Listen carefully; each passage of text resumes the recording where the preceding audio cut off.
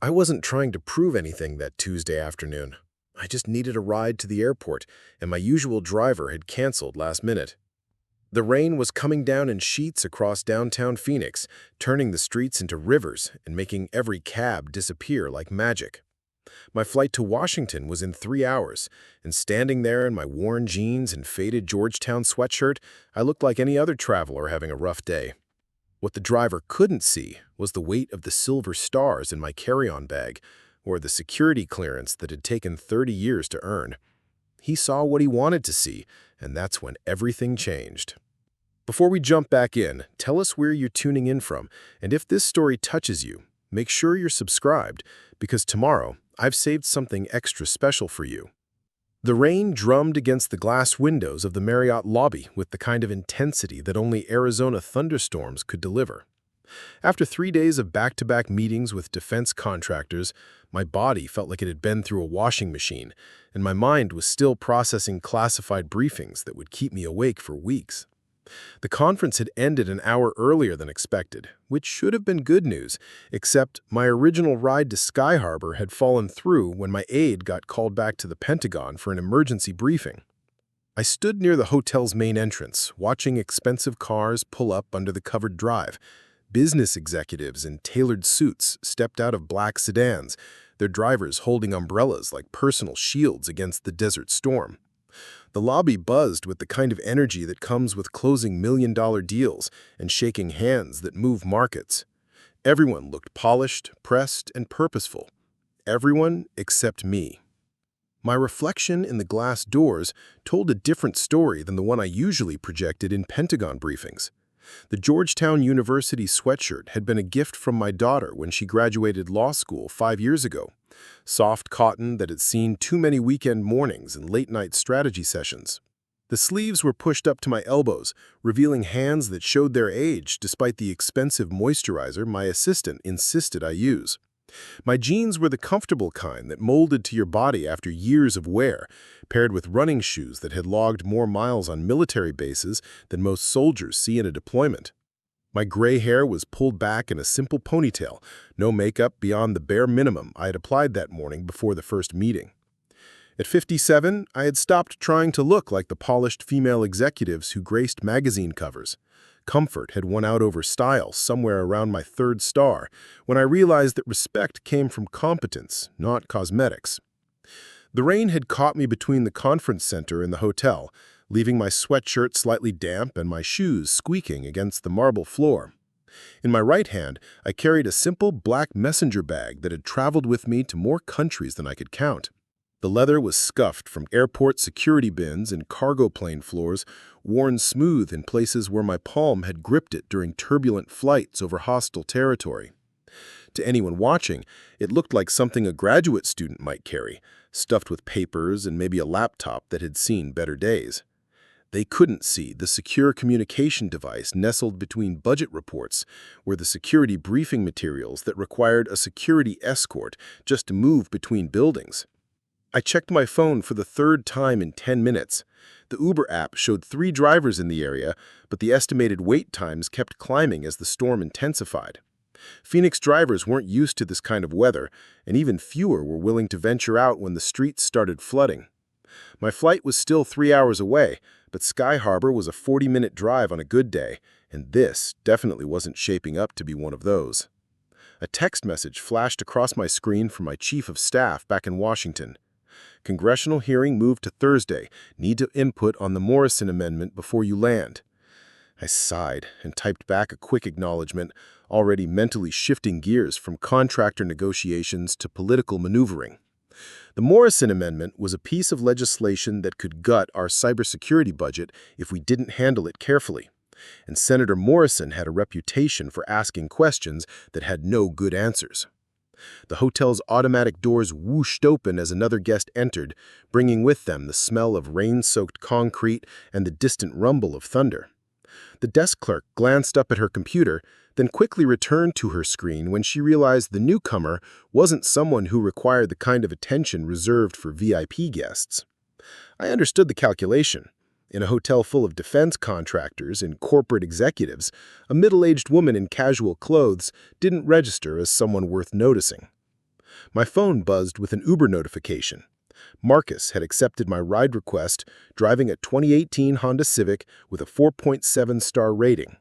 The app estimated he'd arrive in 12 minutes, which gave me just enough time to grab a coffee from the lobby shop and review the notes from my last meeting.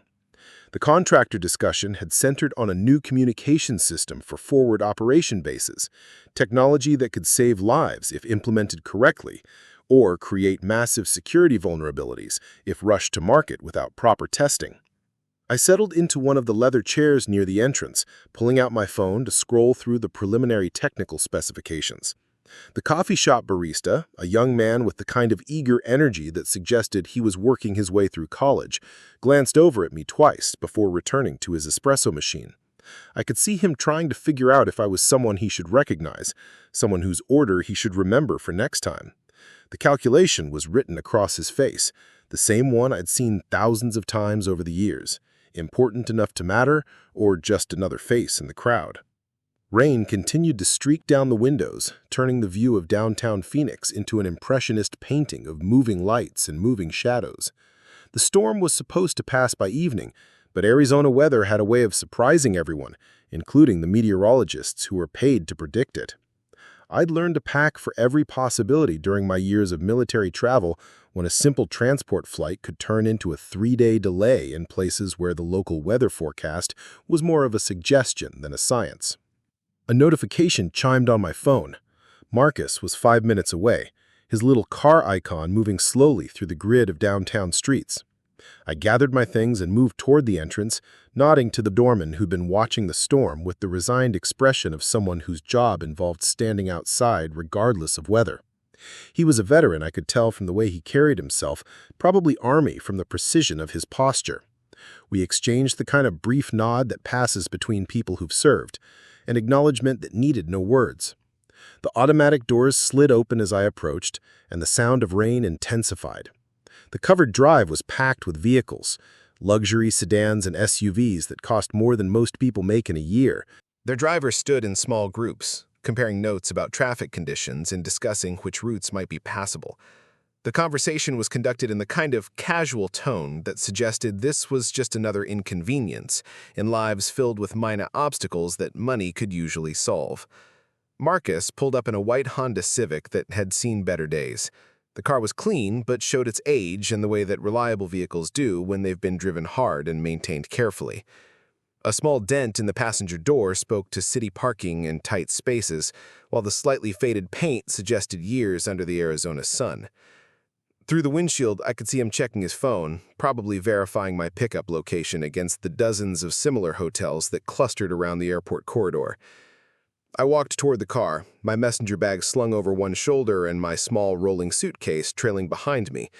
The rain had let up slightly, but the wind still carried enough moisture to make the 30-foot walk uncomfortable. As I approached the passenger side, Marcus looked up from his phone and our eyes met through the side window. For just a moment, his expression shifted from professional courtesy to something else, a flicker of disappointment that he quickly tried to mask. He popped the trunk without getting out of the car, the universal signal that this was going to be a minimal interaction ride. I lifted my suitcase into the back, noting the way he watched me in his rearview mirror, probably calculating how much of a tip he could expect from someone who looked like they shopped at Target and flew economy. The trunk closed with a solid thunk, and I walked around to the passenger side door. The interior of the Honda was exactly what I'd expected. Clean but worn, with seat covers that had been installed to hide upholstery that had seen too many passengers. An air freshener hung from the rearview mirror, pine-scented and trying hard to mask the lingering odors of fast food and nervous travelers. The radio was tuned to a talk station, volume low enough to avoid disturbing passengers, but audible enough to fill awkward silences. Marcus was younger than his profile photo suggested, probably in his early 30s, with the kind of lean build that came from physical work rather than gym memberships. His dark hair was cut short and neat, professional in the way that service jobs demanded. He wore a polo shirt and khakis, the uniform of someone who understood that appearance mattered in a job where customer ratings could determine your income. A small cross hung from a chain around his neck, and a family photo was tucked into the sun visor on the driver's side. "Airput?" he asked, his tone polite but lacking the warmth that usually characterized good customer service. He'd already entered the destination into his GPS, but the question seemed more about confirmation than actual uncertainty. "Terminal 4, departures," I replied, settling into the passenger seat and fastening my seatbelt. The fabric was clean but showed wear patterns from thousands of previous passengers, each one carrying their own stories and destinations. "American Airlines." Marcus pulled away from the hotel without further conversation, his attention focused on navigating the parking lot traffic and merging into the downtown flow. The rain had created bottlenecks at every intersection, with drivers who normally operated with aggressive efficiency suddenly becoming cautious about standing water and reduced visibility. We joined a line of vehicles inching toward the freeway entrance, brake lights reflecting red patterns on the wet asphalt. I pulled out my phone and began scrolling through emails, a habit that had become second nature during years of constant travel. 3 messages from my deputy chief of staff about scheduling conflicts, 2 from the Joint Chiefs about an upcoming briefing, and 1 from my daughter asking if I'd be home for her birthday dinner next week. The last one made me smile, a reminder that despite the rank and responsibility, I was still a mother, trying to balance family obligations with a career that demanded everything. The GPS estimated 43 minutes to the airport, but that was before factoring in the weather delays and the inevitable construction that seemed to follow every major road in Phoenix. Marcus drummed his fingers against the steering wheel as we waited for a traffic light, his impatience visible in the way he kept checking his mirrors and adjusting his position. The meter was running, but slowly, and I could sense his frustration with the pace of progress. "Busy day?" I asked, more to break the silence than out of genuine curiosity. Small talk wasn't my strength, but 30 years of military diplomacy had taught me the value of human connection, even in brief encounters. "Not really," he replied, his tone suggesting that my question was more obligation than opportunity. "Weather's got everyone wanting rides, but nobody wants to go anywhere interesting. Just hotels to airports, airports to hotels. Same routes, same conversations." There was an edge to his voice that went beyond simple frustration with traffic. This was someone who'd started the day with expectations and watched them erode with each disappointing fare. I recognized the feeling from my own early career, when every assignment felt like it might be the one to change everything, and every setback felt personal. "Phoenix, you're home?" Marcus asked, his eyes fixed on the road ahead. "Thought about leaving a few times, but family keeps you anchored, you know? Besides, the cost of living here is still reasonable compared to California or Seattle." We merged onto the freeway, joining a river of vehicles moving at speeds that would have been considered parking in most cities. The rain had intensified again, turning the windshield into a kaleidoscope of water and reflected lights. Marcus adjusted the wipers and turned up the defogger, professional competence taking over from personal frustration. "What kind of work do you do?" he asked, the question casual but loaded with the kind of assessment that gig economy workers learned to make quickly. The answer would help him categorize me, determine how much effort to invest in customer service, and estimate the likelihood of a decent tip. "Government," I replied, keeping my answer deliberately vague. "Nothing too exciting?" I could see him processing this information in his peripheral vision, probably calculating federal pay scales and wondering if government workers were the kind of passengers who understood the economics of rideshare driving. The stereotype was probably someone who flew rarely, tipped poorly, and complained about prices without understanding the driver's overhead costs. "Must be stable work," he said, but there was something in his tone that suggested stability wasn't necessarily something he valued. "Same schedule, same routine, probably good benefits." The conversation felt like an interrogation disguised as small talk, each question designed to confirm assumptions rather than discover information. I'd participated in hundreds of similar exchanges over the years, usually when people were trying to figure out if I was worth their time and attention. The calculations were always the same: importance versus effort, influence versus investment. Traffic slowed to a crawl as we approached the airport interchange, the rain combining with construction barriers to create a perfect storm of delays. Marcus checked his phone, probably calculating how many rides he could have completed in the time it was taking to get me to my destination. His frustration was becoming more visible, fingers tapping against the steering wheel in rhythms that suggested he was counting lost revenue. "Sorry about the weather," I said, genuinely apologetic for circumstances beyond anyone's control. "Probably not the most profitable day for drivers." Yeah, well, Marcus shrugged, his tone suggesting that apologies didn't pay the bills. It is what it is. Just means I'll be driving later tonight to make up the difference. Family doesn't care if it's raining when the rent's due. There was real weight behind his words, the kind of financial pressure that turned every ride into a crucial calculation. I understood that stress, though my version came from managing billion-dollar budgets rather than making ends meet on variable income. The mathematics were different, but the responsibility felt familiar. We crawled past a construction zone where orange cones directed traffic into a single lane, workers in rain gear struggling to maintain drainage systems that weren't designed for this kind of sudden flooding. Marcus muttered something under his breath about city planning and tax dollars, his frustration expanding beyond the immediate situation to encompass larger systemic failures. "You fly a lot for work?" he asked, another data point in his ongoing assessment of my economic status and tipping potential. "More than I'd like," I admitted. "Probably twice a week on average, sometimes more during busy periods." "Business class?" The question came with a slight smile, as if he already knew the answer and was testing whether I'd be honest about it. "Usually," I said, deciding that honesty was simpler than pretense. "Government travel allowances vary depending on the length of the flight and the purpose of the trip." Marcus nodded, confirming something in his mental calculations. Business class passengers were supposed to tip better, but government employees were notorious for following regulations rather than social conventions. I could see him trying to figure out which stereotype I'd ultimately fulfill. The airport exit finally came into view, marked by the familiar blue signs that promised relief from freeway traffic. Marcus merged into the exit lane with practiced efficiency, his local knowledge evident in the way he positioned the car to avoid the worst of the bottlenecks. The Honda's engine worked harder as we climbed the overpass, windshield wipers fighting a losing battle against the intensifying rain. "Terminal 4, Marcus confirmed as we approached the airport complex, a vast sprawl of concrete and glass that processed thousands of travelers daily. "Departures level, right?"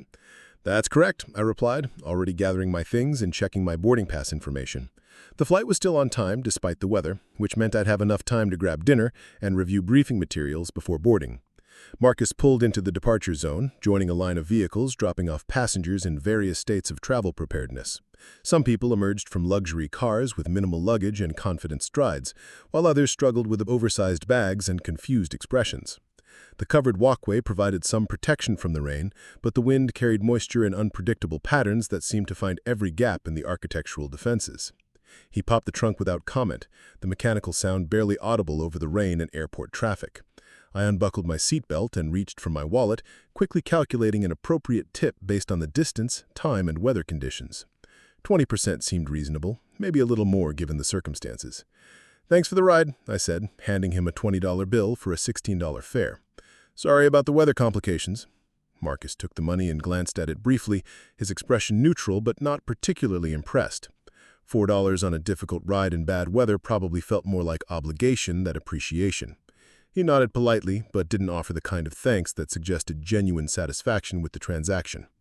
I stepped out into the covered walkway and walked to the rear of the Honda, lifting my suitcase from the trunk with practiced efficiency. The rain had intensified again, turning the world beyond the covered area into a blur of motion and reflected light.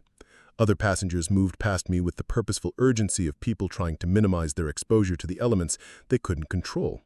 Marcus remained in the driver's seat, probably preparing for his next ride or calculating how many more fares he'd need to meet whatever daily goal he'd set for himself. The Honda pulled away as soon as I'd cleared the trunk area, disappearing into the stream of traffic that flowed continuously through the airport's circulatory system. Preparing and narrating this story took us a lot of time, so if you are enjoying it, subscribe to our channel. It means a lot to us. Now back to the story. I rolled my suitcase toward the terminal entrance, grateful for the relative shelter and the promise of air conditioning ahead. The automatic doors whooshed open as I approached, revealing the familiar chaos of airline travel. Lines of passengers checking bags, security checkpoints processing endless streams of people, and the constant announcements that provided a soundtrack for modern transportation.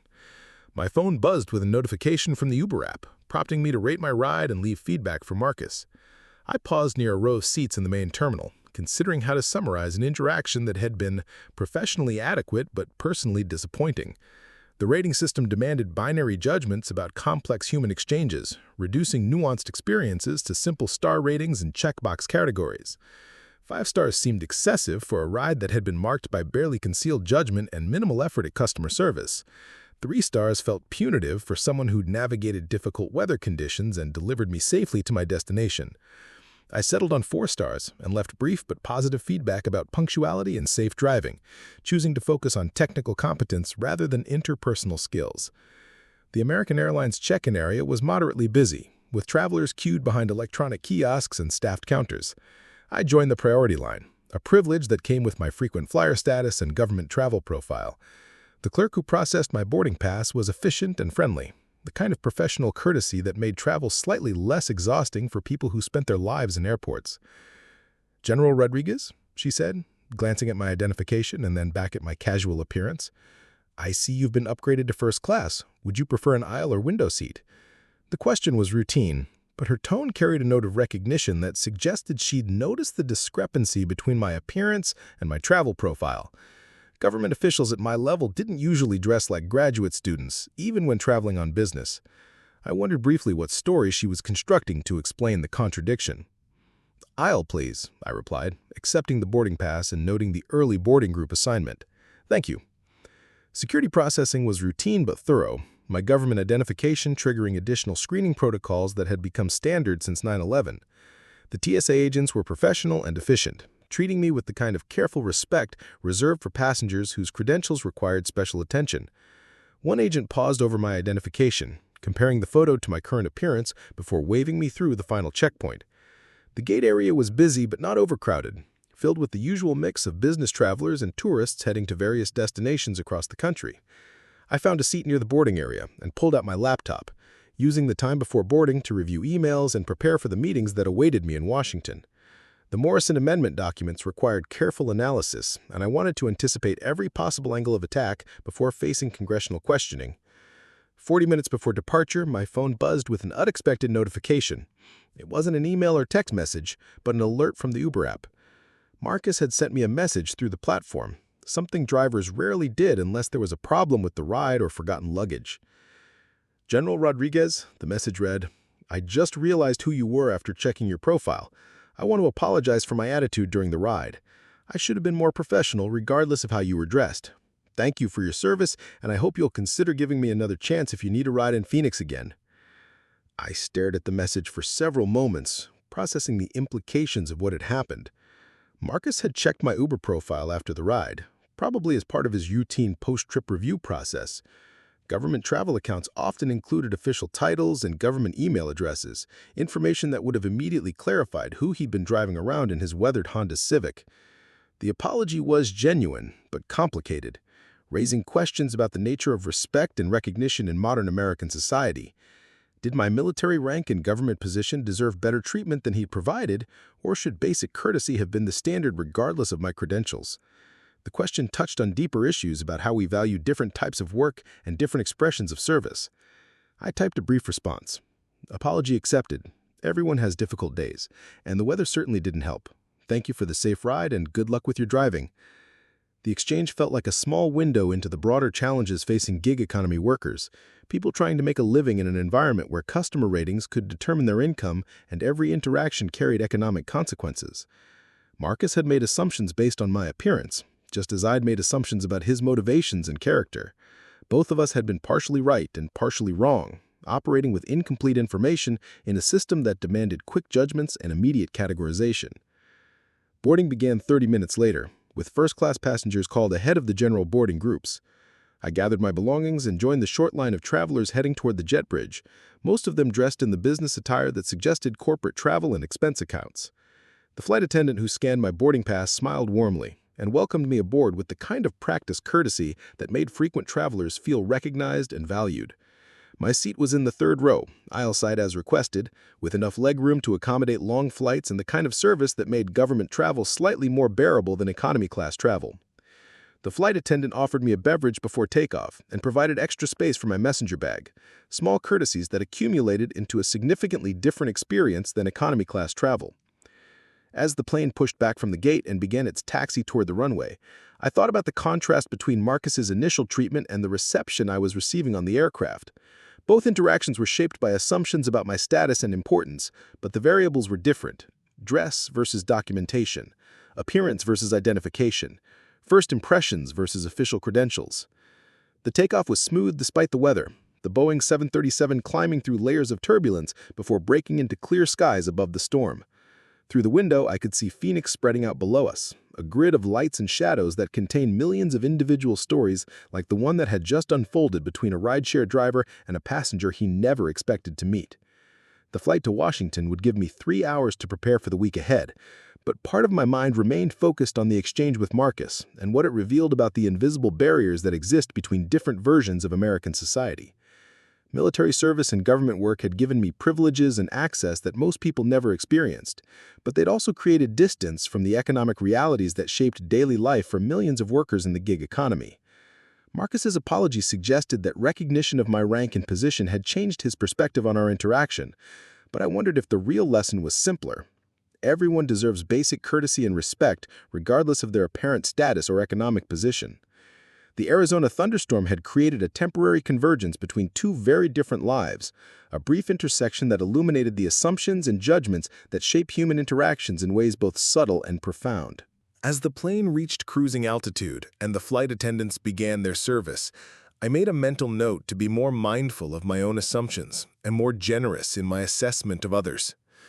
The gap between appearance and reality was a reminder that everyone carried invisible stories, hidden credentials, and personal struggles that might not be immediately apparent to casual observers. The next time I needed a ride in Phoenix, I decided I'd request Marcus specifically if the app allowed it, not because of his apology or his recognition of my rank, but because everyone deserved a second chance to show who they really were when the circumstances were different and the stakes weren't quite so personal. The plane leveled off somewhere over New Mexico, but my mind remained anchored in that white Honda Civic, replaying conversations and calculating missed opportunities for connection. The flight attendant offered me another coffee, and I accepted it gratefully, using the warmth to chase away the chill that had nothing to do with cabin temperature. Marcus's message had opened a door to questions I'd been avoiding for years, questions about visibility and recognition, about the space between who we are and who people think we are. I opened my laptop and tried to focus on the Morrison Amendment, but the words blurred together as I found myself thinking about assumption and judgment, about the countless times I'd been underestimated or overlooked because I didn't fit someone's mental image of what a general should look like. The irony wasn't lost on me that I had spent 30 years breaking barriers in a profession built on tradition and hierarchy, only to discover that civilian life presented its own unique challenges to recognition and respect. Meanwhile, 3,000 feet below and 600 miles behind me, Marcus was having the worst day of his driving career. After dropping me at the airport, he'd sat in the pickup queue for 20 minutes, watching luxury cars discharge passengers while his phone remained stubbornly silent. The Uber algorithm seemed to be punishing him for something, sending rides to other drivers while he burned gas in airport traffic. When a ride request finally came through, it was for a short trek from Terminal 3 to a nearby hotel, the kind of fare that barely covered the cost of gas and airport fees. The passenger was a businessman in an expensive suit who spent the entire 8-minute ride on a conference call, barking orders at someone about quarterly projections and market penetration. He tipped $2 on a $12 fare and left the car without acknowledgement, already striding toward the hotel entrance before Marcus had even put the Honda in park. The next fare was worse.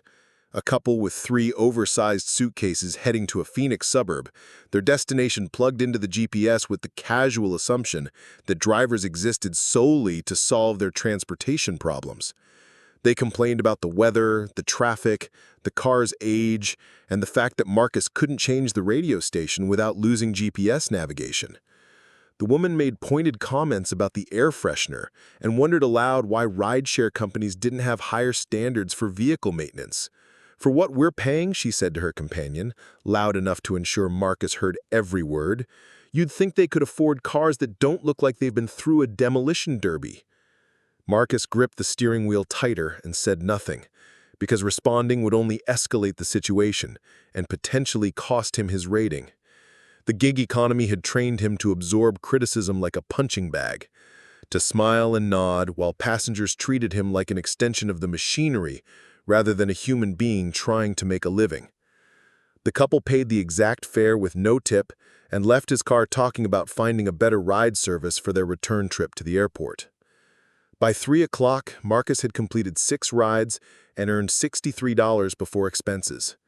Gas alone had cost him $18, and the airport fees were adding up with each pickup. His daily goal of $200 was looking increasingly impossible, especially with the storm limiting demand and creating longer waiting times between fares. Worse than the money, though, was the growing sense that he was invisible to the people he served, just another piece of infrastructure in their busy lives. That's when he made the mistake that would haunt him for months. Sitting in a McDonald's parking lot between rides, he opened the Uber app to check his ratings and noticed something strange about his previous passenger, the woman in the Georgetown sweatshirt who'd seemed so unremarkable during their airport run. Her profile showed a name that made him do a double-take: General M. Rodriguez. Marcus stared at his phone screen, convinced there had to be some kind of error. The woman he had driven couldn't possibly be a general. Generals wore uniforms covered in ribbons and medals. They traveled in military vehicles with armed escorts. They commanded respect and deference from everyone around them. They certainly didn't wear faded sweatshirts and carry messenger bags that looked like they had been through a war zone. But there it was in official text: General Maria Elena Rodriguez, United States Army, with a government email address and a travel authorization number that suggested this wasn't someone playing dress-up with military titles. The profile included a 5-star rating based on hundreds of previous rides, with comments from drivers praising her courtesy and professionalism. Several reviews specifically mentioned generous tips and patient demeanor during traffic delays. Marcus felt his stomach drop as he remembered his attitude during the ride, the way he had calculated her worth based on her appearance, the minimal effort he'd invested in customer service because he'd assumed she was just another low-tipping government employee. He'd treated a 3-star general like an inconvenience, someone whose time and comfort mattered less than his own frustration with weather and traffic. The revelation hit him in waves, each one worse than the last. She'd been polite throughout their interaction, asking questions about his life and expressing genuine sympathy for the difficult driving conditions. She'd tipped fairly despite his obvious lack of enthusiasm, and she'd thanked him for the ride even though he'd provided the bare minimum of service. Meanwhile, he'd spent the entire trip judging her based on assumptions that had been completely wrong. Marcus started typing an apology message, then deleted it, then started again. How do you apologize for treating someone with casual disrespect? How do you explain that you'd made judgments based on clothing and appearance without sounding like exactly the kind of person who shouldn't be trusted with customer service? The words felt inadequate to the magnitude of his mistake, but silence felt worse. He finally settled on something simple and direct, an acknowledgement of his error without elaborate excuses or justifications. The response came back quickly, gracious and understanding in a way that somehow made him feel worse about his behavior. General Rodriguez had accepted his apology with the kind of dignity that suggested she'd dealt with similar situations before, that being underestimated was an occupational hazard rather than an unusual occurrence. For the rest of his shift, Marcus found himself thinking about assumptions and expectations, about the stories we tell ourselves about strangers based on limited information. Every passenger who climbed into his Honda became a reminder of how wrong first impressions could be, how much we missed when we categorized people based on appearance, rather than taking the time to see them as individuals with complex stories and hidden depths. A college student heading to her part-time job turned out to be working 3 positions to support her younger siblings while maintaining a 3.8 GPA in engineering. An elderly man in worn clothes was traveling to receive a medal for his service in Vietnam, his simple outfit concealing decades of sacrifice and heroism. A woman in scrubs was returning from a 16-hour shift in the ICU, where she'd helped save 3 lives and comfort 2 families through their worst day. Each ride became a lesson in the danger of surface judgments, a reminder that everyone carried invisible credentials and untold stories. Marcus found himself asking more questions, listening more carefully, investing more effort in the brief connections that ride-share driving allowed. The change in approach didn't dramatically increase his earnings, but it transformed his perspective on the work itself. The shift ended at midnight, with Marcus $50 short of his daily goal, but with a deeper understanding of the complexity hidden beneath ordinary interactions. He drove home through empty Phoenix streets, past hotels where defense contractors and corporate executives slept in climate-controlled comfort, past apartment complexes where service workers prepared for another day of invisible labor. At home, Marcus couldn't sleep. He lay in bed scrolling through news articles about General Rodriguez, trying to understand who she really was beyond the casual traveler he'd misjudged. The search results painted a picture of someone who'd spent 3 decades breaking barriers in military service, someone whose decisions affected national security and whose expertise was sought by the highest levels of government. One article detailed her role in developing cybersecurity protocols that protected military communications worldwide. Another described her testimony before Congress about the need for increased investment in defense technology. A third mentioned her advocacy for veteran services and her work to improve conditions for military families. This wasn't someone playing at importance. This was someone whose work literally shaped the safety and security of the country. The photographs accompanying the articles showed a different version of the woman he'd driven to the airport. In military dress uniform, General Rodriguez projected authority and competence, her bearing straight and her expression serious. The ribbons on her chest told stories of service in multiple theaters, leadership in complex operations, and recognition from the highest levels of military command. This was the person the protocol and ceremony were designed to honor, the professional identity that commanded automatic respect. But Marcus realized that the woman in his Honda had been more authentic than the formal photographs suggested. Without the uniform and ceremony, she'd been approachable and genuine, someone who asked about his life and showed interest in his perspective. The contrast wasn't about deception or hiding her identity. It was about the difference between official roles and human connection, between the requirements of rank and the possibility of simple courtesy between strangers. The next morning, Marcus woke up with a plan. He couldn't undo his mistake, but he could learn from it. He printed out a small card with a simple message. Every passenger has a story worth hearing. Listen first, judge never. He taped it to his dashboard where he'd see it before every ride, a reminder of the lesson General Rodriguez had taught him without ever intending to be a teacher.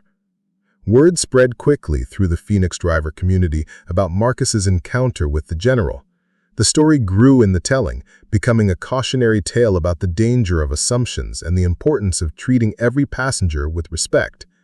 Some drivers dismissed it as an unlikely coincidence, but others recognized the deeper truth it represented about the invisible diversity of American society.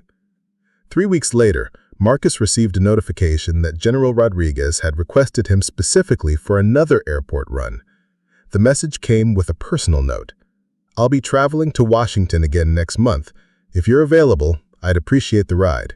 The weather forecast looks better this time." Marcus accepted the ride immediately, then spent the next week wondering what he would say to someone he'd initially treated with casual disrespect. How do you rebuild a first impression? How do you demonstrate that you've learned from a mistake without making the conversation about your own growth rather than their experience? When the day arrived, Marcus was waiting outside the same downtown hotel 20 minutes before the scheduled pickup time. He'd washed and detailed his Honda until it gleamed, replaced the tired air freshener with something subtle and professional, and even invested in a phone mount that would eliminate the need to handle his device while driving. General Rodriguez emerged from the hotel wearing the same comfortable travel outfit, jeans and a sweatshirt that suggested long flights and practical priorities. But this time, Marcus saw past the casual appearance to the confidence in her stride. The way she scanned her surroundings with the awareness of someone accustomed to security concerns, the efficiency of movement that spoke to decades of military precision. "Good morning, General," Marcus said as she approached the car. "Thank you for giving me another chance." She smiled, the expression warm and genuine. "Thank you for being here. And Marcus, you can call me Maria when I'm traveling civilian. The rank matters less than the person when we're just trying to get from point A to point B." The 40-minute drive to Sky Harbor became a conversation about service in its many forms, about the different ways people contributed to society, and about the importance of seeing dignity in all honest work. General Rodriguez asked about Marcus's family, his goals, and his perspective on the challenges facing gig economy workers. She listened to his answers with the kind of attention that suggested genuine interest rather than polite obligation. When they reached the airport, she handed him a $50 tip on a $30 fare. But more importantly, she'd given him something that couldn't be measured in currency: the understanding that respect and recognition were choices available to everyone, regardless of rank or position. She'd shown him that true leadership wasn't about commanding deference, but about lifting others up through simple human connection. As he watched her disappear into the terminal, he realized that the real lesson hadn't been about not judging based on appearances, although that was certainly part of it. The deeper insight was about the possibility of second chances, about the way people could choose to see the best in each other even after disappointing first encounters. His phone buzzed with a 5-star rating and a review that would stay with him for years. Marcus provides excellent service with genuine care for his passengers, professional, courteous, and someone who understands that respect is a two-way street. Highly recommended for anyone who values human connection along with transportation. The review wasn't just feedback, it was recognition of his growth, validation that change was possible when people were willing to learn from their mistakes. More importantly, it was a reminder that every interaction offered the opportunity to choose kindness over judgment, understanding over assumption, connection over indifference. Marcus kept driving for Uber for 2 more years, but the experience with General Rodriguez changed how he approached every passenger who climbed into his Honda. He discovered that most people, when treated with genuine respect and interest, responded with stories and perspectives that enriched his understanding of the world. The job stopped being just about transportation and became an education in human diversity and resilience. Eventually, Marcus saved enough money to start his own small transportation company, specializing in executive service for government contractors and military personnel visiting Phoenix. The business grew slowly but steadily, built on a reputation for discretion, professionalism, and the understanding that every passenger deserved to be treated with dignity, regardless of their appearance or apparent status. General Rodriguez became one of his regular clients, though she insisted on paying standard rates despite his offers to provide complimentary service.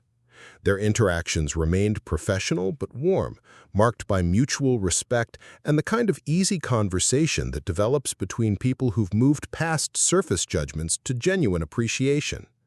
The lesson that began with a mistaken assumption during a thunderstorm had evolved into something larger, an understanding that American society was full of hidden stories and unexpected connections, that everyone carried invisible credentials and untold experiences, and that the choice to see dignity in others was always available, regardless of circumstances or first impressions. Marcus never forgot the feeling of discovering how wrong his assumptions had been, or the grace with which General Rodriguez had handled his apology and subsequent efforts to do better. The experience became a cornerstone of his approach to business and life, a reminder that respect and recognition were not finite resources to be rationed based on perceived status, but renewable gifts that could be shared generously with everyone. 6 months after that first ride with Marcus, I found myself back in Phoenix for another round of defense contractor meetings. The city looked different in winter sunlight, the harsh edges of summer heat softened by moderate temperatures and clear skies. The familiar rhythm of government travel had brought me full circle to the same hotel, the same conference rooms, and the same complicated dance of budget negotiations and strategic planning that defined my professional life. This time, however, I'd made a deliberate choice about transportation. Instead of requesting a random Uber driver, I'd contacted Marcus directly through the small company he'd started, Desert Executive Transport. His business had grown from a single Honda Civic to a fleet of 3 vehicles, specializing in discreet, professional service for government officials and corporate executives who valued reliability over luxury. The growth of his company represented something larger than simple entrepreneurial success. It was evidence of what could happen when someone learned from their mistakes and built something better from the foundation of that knowledge. Marcus had taken the lesson of our first encounter and transformed it into a business philosophy that emphasized respect, professionalism, and the understanding that everyone deserved to be treated with dignity, regardless of their appearance or apparent status. When his black sedan pulled up to the hotel entrance, I could see the difference immediately. The vehicle was impeccably maintained, professional without being ostentatious. Marcus stepped out to greet me, dressed in a crisp white shirt and navy blazer, his bearing confident but not presumptuous. The transformation from frustrated rideshare driver to business owner was evident in every detail, from his firm handshake to the way he officially handled my luggage. "General Rodriguez," he said with genuine warmth, "welcome back to Phoenix. I hope your meetings went well." "They did, thank you," I replied, settling into the passenger seat of a vehicle that smelled of leather and subtle cologne rather than air freshener and anxiety. "And congratulations on the business expansion. I've heard good things about Desert Executive Transport."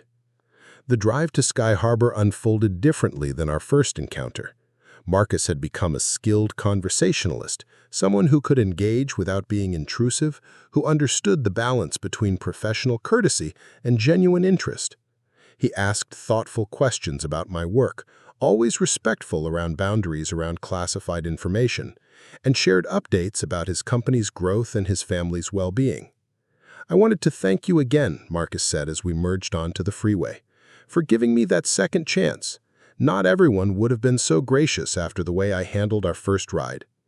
"Everyone deserves the opportunity to learn and grow," I replied, meaning every word. "Besides, you've more than proven that first impressions don't define who we really are."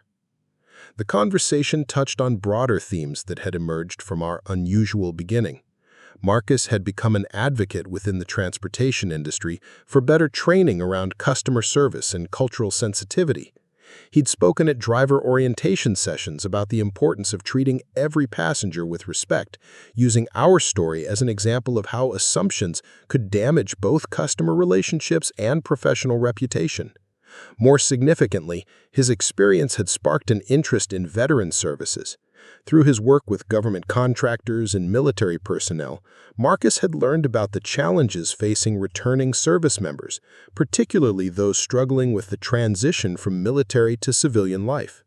His company had begun offering discounted rates for veterans attending job interviews or medical appointments, a small gesture that had grown into a significant community service initiative. "I never realized how many veterans were in Phoenix," Marcus said as we passed a group of protesters outside a government building, their signs advocating for increased veteran benefits. "Working with your clients opened my eyes to the ongoing challenges people face after military service. It's not just about coming home, it's about finding a place in civilian society that recognizes and values what they've contributed." His observation reflected a maturity that went beyond business success. Marcus had begun to understand that service took many forms, that the transition from military to civilian life involved complex adjustments that weren't always visible to outside observers. His company's veteran initiative wasn't charity, it was recognition of ongoing service and sacrifice that continued long after uniforms were retired. The conversation shifted to policy discussions about veteran employment and support services. Marcus had educated himself about the legislative challenges facing veteran programs, driven by his interactions with former service members who'd shared their struggles with him during rides. He'd become an unexpected advocate, someone who understood these issues not from academic study, but from personal connections with people whose stories had changed his perspective. "The Morrison Amendment you mentioned last time," Marcus said, referencing a conversation from months earlier. "I looked it up after you left. The proposed cuts to veterans services seem short-sighted, especially when you consider the long-term costs of not supporting people who've already sacrificed so much." I was impressed by his initiative in researching complex policy issues, but more importantly, by his recognition that legislation had real-world consequences for people he'd come to know personally. This wasn't abstract political discussion, it was personal advocacy based on human connections and observed need. As we approached the airport, Marcus shared news that his success with Desert Executive Transport had caught the attention of larger transportation companies interested in acquiring his business. The offers were substantial, enough to provide financial security for his family and opportunities for expansion that would have been impossible as an independent operator. The money would be life-changing, Marcus admitted, but I'm concerned about losing the personal touch that made this company successful. The larger companies focus on efficiency and profit margins rather than the kind of individual attention that builds lasting relationships with clients. Marcus had built his business on the foundation of treating every client with respect and dignity, principles that might be difficult to maintain within a larger corporate structure focused primarily on financial performance. "What does your family think?" I asked, genuinely interested in his decision-making process.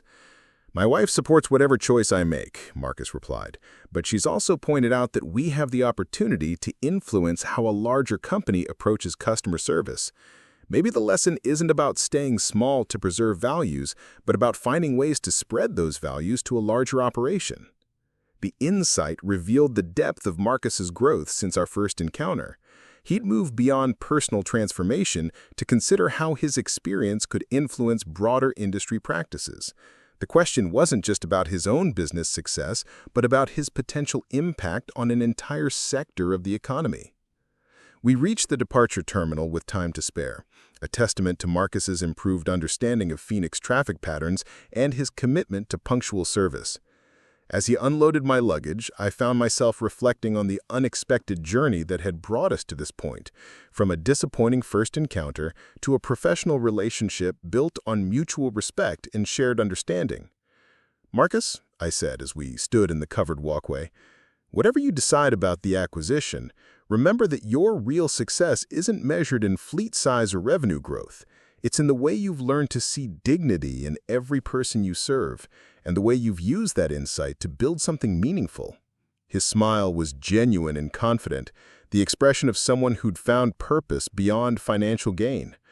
"Thank you, General. That means more than you know." The flight back to Washington gave me time to process the remarkable transformation I'd witnessed, not just in Marcus personally, but in his approach to business and community service. What had begun as a disappointing customer service experience had evolved into something much more significant, a demonstration of human capacity for growth, learning, and positive change. Back in my Pentagon office the following week, I found myself thinking about Marcus's dilemma as I reviewed budget proposals and personnel reports. The military faced similar challenges around growth and efficiency, constantly balancing the need for larger-scale operations with the importance of maintaining standards and values that couldn't be easily quantified or replicated. A month later, I received an email from Marcus announcing his decision about the acquisition offer. He'd accepted the proposal, but negotiated terms that allowed him to maintain operational control over customer service standards and veteran support programs. The larger company would provide resources for expansion while preserving the personal approach that had made Desert Executive Transport successful. More importantly, Marcus had convinced the acquiring company to implement his customer service philosophy across their entire national network. The training program he developed, based on our initial encounter and subsequent learning, would become standard curriculum for drivers in 12 major cities. The impact of that thunderstorm ride in Phoenix was expanding far beyond our individual experience. The email included an invitation to speak at the company's annual conference about leadership and customer service, specifically addressing the theme of respect and recognition in professional interactions. Marcus had proposed my participation as someone who could speak authentically about both sides of the service equation, as someone who'd experienced both exceptional service and disappointing treatment based on assumptions and appearances. I accepted the invitation, recognizing an opportunity to influence how an entire industry thought about customer interaction and human dignity. The conference would bring together drivers, managers, and executives from across the country, people whose daily work involved countless brief encounters with strangers from every walk of life. 3 months later, I stood before an audience of transportation professionals in a Las Vegas conference center, looking out at faces that reflected the diversity of American society. The audience included recent immigrants building new lives through rideshare driving, college students working their way through school, military veterans transitioning to civilian careers, and experienced drivers who'd built successful small businesses around customer service excellence. My presentation focused on the power of assumptions, both positive and negative, and their impact on human interaction. I shared the story of my encounter with Marcus, emphasizing not his initial mistake, but his willingness to learn, grow, and build something positive from the experience. The message wasn't about perfect customer service, but about the possibility of recovery and improvement when people chose to see each interaction as an opportunity for connection rather than mere transaction. The response was immediate and powerful. During the question and answer session, drivers shared their own stories of misjudged passengers, missed opportunities for connection, and successful efforts to build genuine relationships through professional service. The conversation revealed that respect and recognition were universal needs, crossing every demographic and economic boundary. One veteran driver from Detroit spoke about learning to see past appearances to recognize the individual stories carried by every passenger. A recent immigrant from Somalia described how treating every customer with dignity had built a loyal client base that supported her family's transition to American life. A college student from Denver explained how genuine interest in passengers' lives had led to mentorship opportunities and career guidance that extended far beyond transportation service. Marcus introduced the final segment of the conference, sharing his own journey from frustrated rideshare driver to business owner to industry advocate. His story had become larger than our individual encounter, representing the possibility of transformation and growth available to anyone willing to learn from their mistakes and build something better from that foundation. The lesson isn't about avoiding assumptions, because we all make them. The lesson is about remaining open to correction, willing to learn, and committed to treating every person we encounter with the respect and dignity they deserve. The conference concluded with the announcement of a new industry initiative, the Dignity and Service Program, designed to promote respect and professionalism across the transportation sector. The program would provide training, resources, and recognition for drivers who demonstrated exceptional commitment to customer service and human connection. Marcus had been selected to lead the program, a role that would allow him to influence industry practices while continuing to operate his expanded transportation business. The position represented the full circle of his journey, from someone who'd made assumptions based on appearances to someone dedicated to helping others avoid similar mistakes. As I flew back to Washington after the conference, I reflected on the unexpected ripple effects of that first encounter in Phoenix. What had begun as a disappointing ride during a thunderstorm had evolved into an industry-wide initiative affecting thousands of drivers and millions of passengers across the country. The transformation demonstrated something important about American society and human nature: people's capacity for growth, learning, and positive change when given the opportunity and motivation to improve. Marcus hadn't been a bad person during that first ride. He'd been someone operating with incomplete information and unrealistic expectations, making judgments based on surface appearances rather than deeper understanding.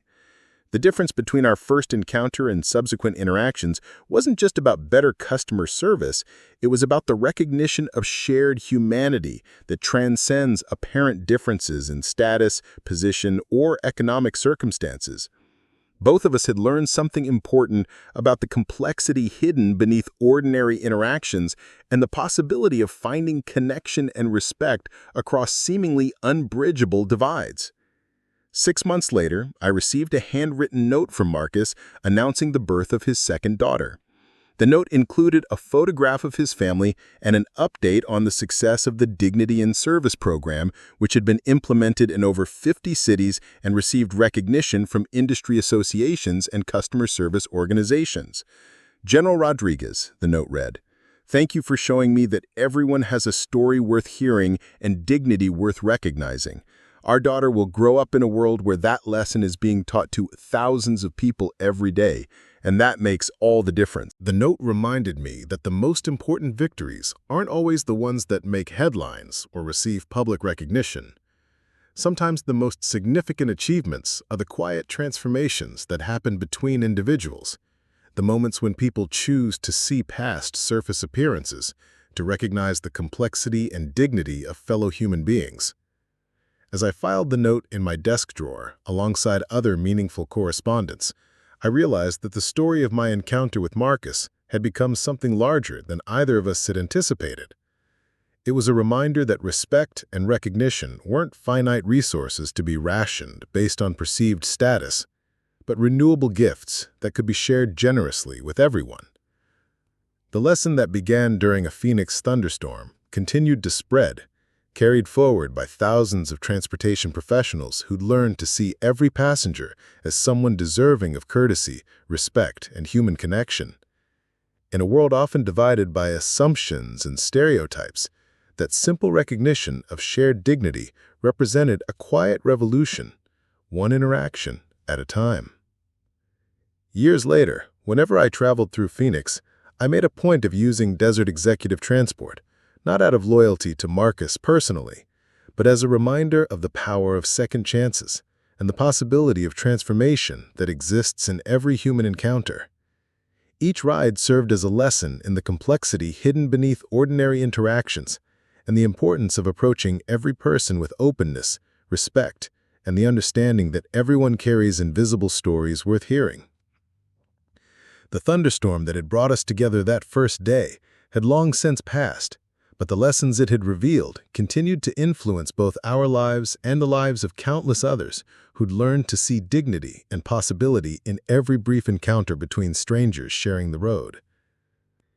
10 years have passed since that stormy afternoon in Phoenix, and the world has changed in ways none of us could have predicted. The transportation industry has evolved with new technologies and platforms, but the fundamental lesson about human dignity and respect remains as relevant as ever. Marcus's Dignity and Service program has become a standard training module used across multiple industries, extending far beyond ride-share driving to encompass hospitality, retail, and customer service sectors nationwide. I retired from active duty 3 years ago, trading the rhythm of Pentagon briefings for a quieter life focused on consulting and veteran advocacy. The transition wasn't without its challenges, but it gave me perspective on the civilian world that I had missed during 3 decades of military service. Retirement meant learning to navigate everyday interactions without the automatic respect that comes with wearing stars, experiencing firsthand what millions of veterans face when they leave the structured environment of military life. The experience taught me that Marcus's journey wasn't unique. Every day, people make snap judgments based on limited information, missing opportunities for connection and understanding because they've been trained to categorize rather than engage. The difference is that most of these encounters pass without consequence, brief moments of missed connection that fade into the background noise of modern life. During my consulting work, I've had the opportunity to travel extensively, using various transportation services and staying in hotels across the country. The experience has given me countless opportunities to observe how people interact with strangers, how assumptions shape behavior, and how rare it is for someone to look beyond surface appearances to see the person underneath. Last month, while traveling through Chicago for a veteran employment conference, I encountered a situation that reminded me powerfully of that first ride with Marcus. My taxi driver, a young woman named Sarah, was clearly having a difficult day. Her car's air conditioning had failed during a heat wave, traffic was gridlocked due to construction, and she'd been dealing with demanding passengers who treated her like an extension of the GPS rather than a human being. When she saw me climb into her cab wearing jeans and a simple blouse, carrying a worn briefcase instead of expensive luggage, I could see her calculating the likely tip and adjusting her service level accordingly. The ride proceeded with minimal conversation, professional but distant, exactly the kind of interaction that had characterized my first encounter with Marcus years earlier. But this time, I chose to engage differently. Instead of waiting for recognition or revelation, I asked about her life, her goals, and her perspective on the challenges facing gig economy workers. The conversation revealed an inspiring story of determination and resilience. Sarah was working 3 jobs to support her elderly parents while finishing her nursing degree. Her dream of healthcare service driving her through exhausting days and sleepless nights. By the time we reached my destination, the dynamic had completely shifted. Sarah had relaxed into genuine conversation, sharing her hopes for the future and her commitment to serving others through healthcare. When I thanked her for the ride and handed her a generous tip, she looked genuinely surprised by the gesture and the respect with which she'd been treated. As I walked away from that taxi, I realized that the lesson Marcus had taught me wasn't just about recognizing hidden credentials or important titles. It was about choosing to see dignity and possibility in every person, regardless of their apparent circumstances or position in society. The transformation didn't require dramatic revelations or surprising discoveries. It just required the willingness to engage with curiosity and respect rather than judgment and assumption. The impact of Marcus's story has rippled through countless lives in ways that continue to surprise me. At veteran events, I regularly meet people who've heard about the Dignity in Service program and implemented its principles in their own work and personal interactions. The simple idea that everyone deserves respect and recognition has become a powerful force for positive change across multiple communities and industries. Marcus and I stay in touch through occasional messages and holiday cards. His transportation company has expanded to 5 cities, and he's become a sought-after speaker on customer service and business ethics. More importantly, he's raised his children with the understanding that respect and kindness aren't luxuries to be distributed based on perceived status, but fundamental rights that belong to every person they encounter. His oldest daughter recently started college, planning to study social work with a focus on veteran services. She's grown up hearing the story of how a moment of misjudgment became a catalyst for positive change, and she's committed to carrying those lessons forward into her own career serving others. The story that began with assumptions and disappointment during a Phoenix thunderstorm has become something neither Marcus nor I could have imagined. A testament to the power of second chances, the possibility of growth and learning, and the importance of choosing connection over judgment in our daily interactions with fellow human beings. In a world often divided by differences and driven by superficial assessments, the lesson remains simple but profound. Everyone has a story worth hearing, dignity worth recognizing, and potential worth nurturing. The choice to see and honor that potential in others is always available, regardless of circumstances or position in society. And that choice can transform not just individual encounters, but entire communities and industries. Sometimes the most important lessons come from the most ordinary moments, and sometimes the most powerful changes begin with the willingness to admit we were wrong and commit to doing better. That thunderstorm ride taught both Marcus and me that respect isn't earned through titles or uniforms or expensive clothes. It's offered freely between people who choose to see the humanity in each other, regardless of first impressions or surface appearances. The ripple effects continue to spread, carried forward by thousands of people who've learned to approach every interaction with openness, curiosity, and the understanding that we all have more in common than divides us. In the end, that may be the most important lesson of all. That dignity and respect aren't finite resources to be hoarded, but infinite gifts that multiply when shared generously with everyone we meet. Up next, you've got 2 more standout stories right on your screen. If this one hit the mark, you won't want to pass these up. Just click and check them out.